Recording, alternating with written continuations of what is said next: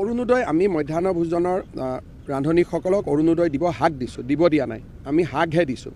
কাৰণ চৰকাৰী কৰ্মচাৰীয়ে অৰুণোদয় ল'লে তাৰ এটা বেড প্ৰেক্টিছ হ'ব।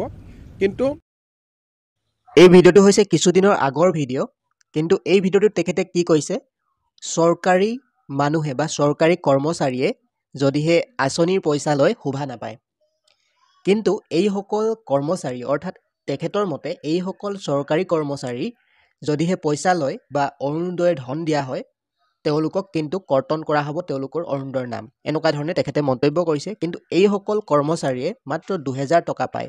এই দুদিন এদিনতে তেওঁলোকে ১৫০০ টকা পাই আছিল, কিন্তু এই দুদিন এদিনতে তেওঁলোকে ৫০০ টকা বঢ়াই দি তেওঁলোকক অৰ্থাৎ ৰন্ধন কৰ্মীসকলক অৰুণোদয়ৰ পৰা তেওঁলোকক নাম কৰ্তন কৰা হৈছে।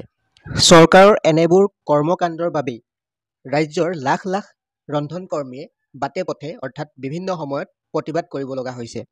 যদিহে মুখ্যমন্ত্ৰী ডাঙৰীয়াই ক'লেহেঁতেন যে তেওঁলোকক অৰুণোদয়ো দিয়া হওক আৰু তেওঁলোকৰ দৰমহা ৫০০ টকা বঢ়াই দিয়া হৈছে, তেতিয়াও একো কথা ক'বলগীয়া নাছিলে।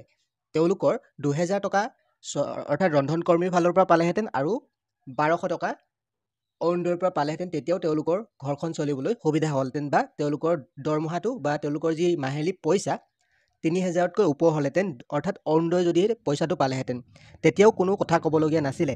কিন্তু তেখেতলোকৰ যি মন্তব্য, সেই মন্তব্যৰ দ্বাৰা ৰাজ্যৰ লাখ লাখ মহিলা অৰ্থাৎ ৰন্ধন কৰ্মী সুখী নহয় তেখেতৰ মন্তব্যত।